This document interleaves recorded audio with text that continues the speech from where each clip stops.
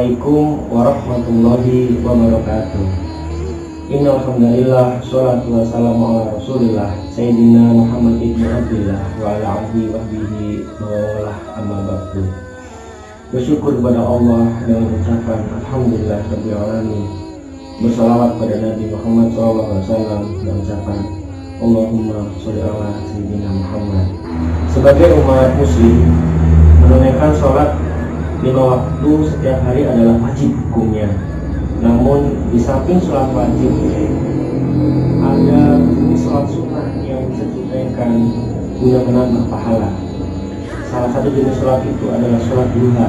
Sholat duha adalah sholat yang dilaksanakan pada waktu duha, yakni saat matahari mulai naik kurang lebih 7 hasta sejak terbit sampai waktu zuhur tiba. Rasulullah SAW pernah bersabda bahwasanya siapapun yang menunaikan sholat duha setiap harinya maka akan mendapat banyak keuntungan. Siapa saja yang menjaga sholat duha maka dosa-dosanya akan diampuni meskipun sebanyak 1000 kali.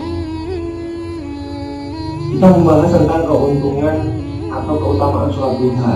Yang pertama, pahala seperti sedekah. Nah, keutamaan sholat duha yang satu ini adalah mendapatkan pahala seperti sedekah.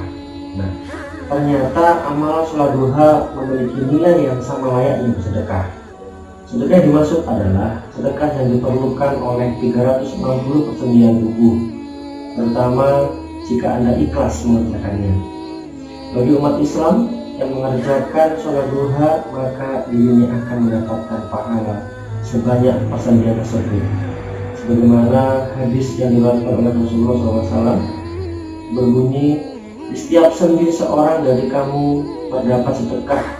Setiap tasbih adalah sedekah, setiap tahmid adalah sedekah, setiap tahlil adalah sedekah, setiap takbir adalah sedekah, menyuruh kepada kebaikan adalah sedekah, mencegah dari kemungkaran adalah sedekah, dan 2 rakaat duha sebanding dengan pahala semua itu. Keutamaan sholat duha yang selanjutnya adalah tercukupi kebutuhan siapa saja yang mengerjakan sholat duha. Untuk itu, barang siapa yang mengerjakan maka ia akan mendapati bahwa kebutuhannya tercukupi pada akhir hari.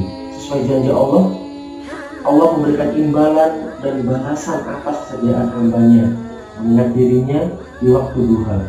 Jadi Allah tersebut dapat ditemukan dalam sebuah hadis yang berbunyi, sesungguhnya Allah berfirman, wahai anak Adam, cukuplah bagiku 4 rakaat di awal hari, maka aku akan mencukupimu di sore hari. Yang ketiga, meraih ghanimah atau keuntungan. Keutamaan sholat duha yang ketiga adalah untuk meraih ghanimah atau keuntungan secara lebih cepat.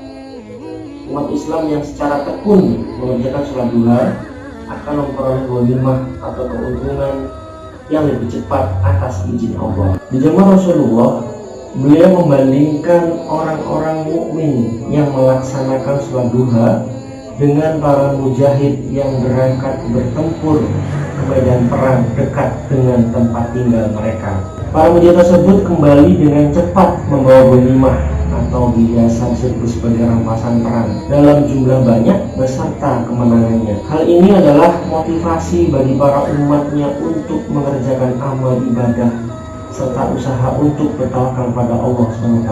Karena manfaat dari tawakal sangatlah besar, Rasulullah bahkan menimbang bahwa keuntungan yang diperoleh oleh para pelaksana sholat duha berjumlah lebih banyak dibanding dengan keuntungan yang diperoleh oleh para mujahid perang tersebut. Yang keempat adalah mendapatkan rumah di surga. Bagi yang melaksanakan sholat duha, dia juga akan mendapatkan rumah di surga.